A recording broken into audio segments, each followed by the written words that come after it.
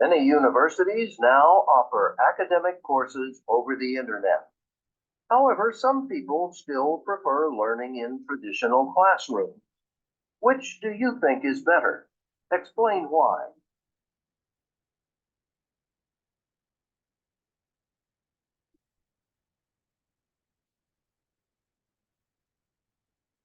Response 1. In my case, I prefer traditional classroom because you take the classes more personally. So I think it's better for the learning, have a contact directly with the teacher. On the other hand, I think there is some subjects that you can take through the website. For example, if you are studying chemistry or dentist or for be a doctor, is I think it's impossible to take virtual class. You need practice, and it's better if you have some doubts or some question, ask directly to the teacher in this case.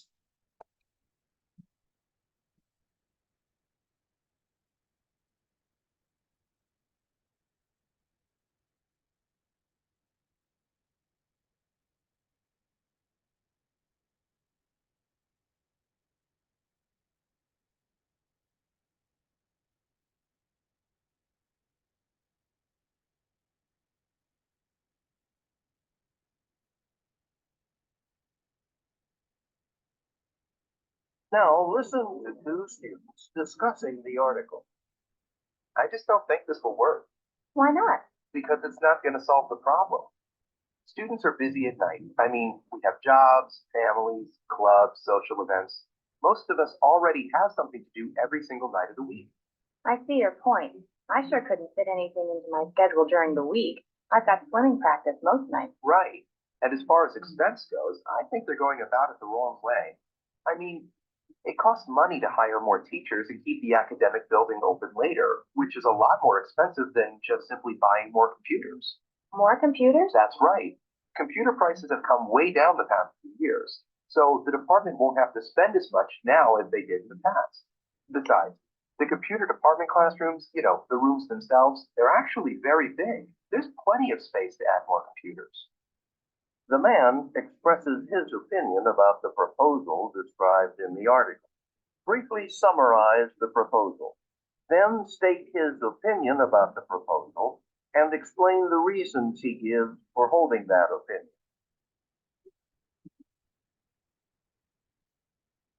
Response number 2.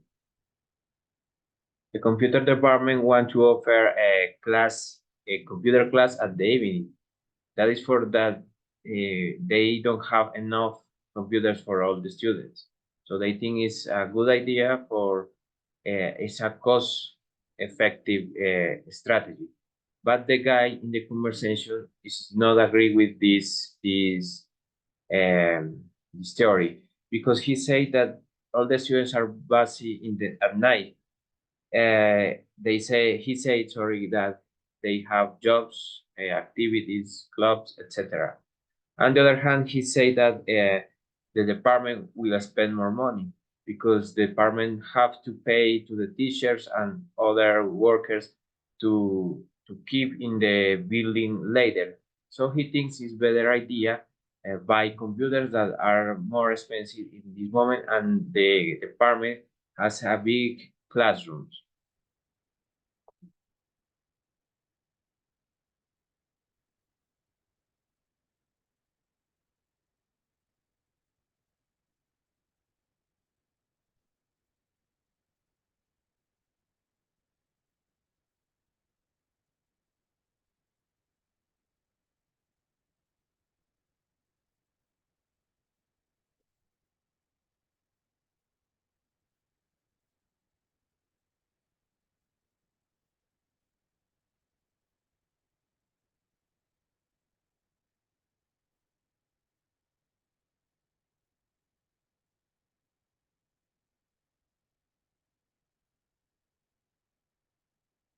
Now listen to part of a lecture on this topic in a psychology course. Last month, my favorite uncle paid me a surprise visit. I hadn't seen him in many years. The doorbell rang, I opened the door, and there was Uncle Pete. Now, I'm sure when I saw him, I said something like, "Uncle Pete, what a surprise! How nice to see you." Anyway, my wife was standing next to me, and according to her, I wasn't really aware of this. My eyes got really wide, and I broke into a huge big smile. She said I was actually jumping up and down like a little boy. Well, anyway, later that evening, Uncle Pete told me how very, very good he felt. He saw how happy I was to see him. But compare that with this. My daughter, she's 6. We were building a birdhouse together last week, and I was showing her how to use a hammer and nail. Of course, stupid me, I wasn't being very careful, and I smashed my thumb with the hammer. Boy, it hurt. I almost got like screaming, but I didn't want to upset my daughter, so I said, "Don't worry, honey, it's nothing." Meanwhile, I was shaking my hand as if that would stop my thumb from hurting, and my face was contorted in pain. My voice was trembling too. So even though I told my daughter I was okay, I'm sure she didn't believe me because she kept asking if I was okay. Explain how the examples from the professor's lecture illustrate the relationship between verbal and nonverbal communication.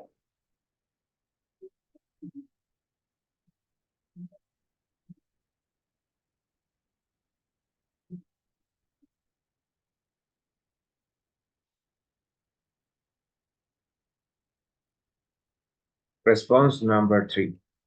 In the text, we can find that the nonverbal signals express more than words sometimes and helps to express better and support the message that we give verbally. The psychologists give us 2 examples. The first one is when he received a visit from uncle and he was really happy. His face was with a big smile and he jumped like a boy. So he expressed happiness. The second example is about an accident. So he told that he was building a house in a tree, and accidentally his dogger smashed him, and he said to his dogger that everything was okay, but his face expressed pain and his voice too. So this is other example that it's not verbal, non-verbal thing express more than words sometimes.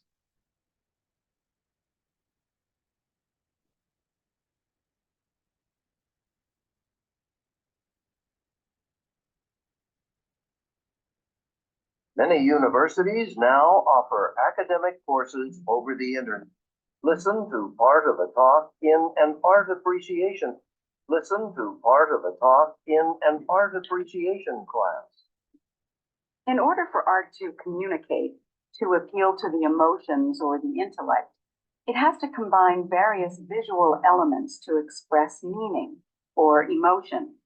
It's really the visual components of the work, things like color, texture, shape, lines, and how these elements work together that tell us something about the work. Artists combine and manipulate these visual elements to express a message or to create a mood. Think about how a painter might use color, for example. You all know from experience that different colors appeal in different ways to the senses and can convey different meanings. An artist chooses certain colors to evoke a particular mood and make powerful statements. The color red, for example, is a strong color and can conjure up strong emotions, such as extreme joy or excitement, or even anger. Blue, on the other hand, is considered a cool color. Blue colors tend to have a calming effect on viewers. Another visual element important to art is texture. By texture, I mean the surface quality or feel of the work, its smoothness or roughness or softness. Now, of course, in some types of art, the texture is physical. It can actually be touched by the fingers. But in painting, for example, texture can be visual. The way an artist paints certain areas of a painting can create the illusion of texture, an object's smoothness or roughness or softness. A rough texture can evoke stronger emotions and strength. while a smooth texture is more calming and less emotional. As I said earlier, artists often combine elements to convey a message about the work.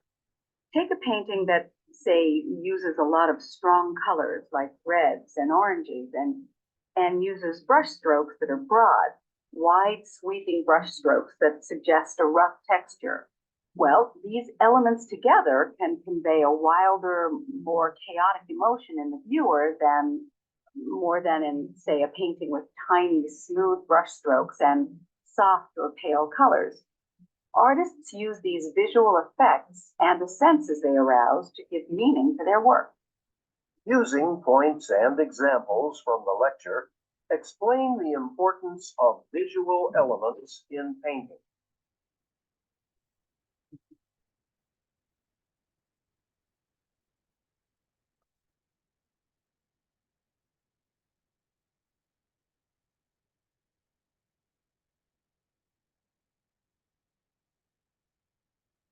Response number 4. The art communicate through visual effects, and the artists use different characteristics for communicate meanings or feelings. For example, they can use colors, textures, lines, shapes to communicate something. For example, in the colors, the red can express strong emotions like love, passion, indeed anger. And the cold is the blue, sorry, is a cold color, so express different. The texture is so important too because we have different texture like smoothness, softness, or rawness, and this can express something. And for example, in the painting, the artist can express different things using lines and shapes.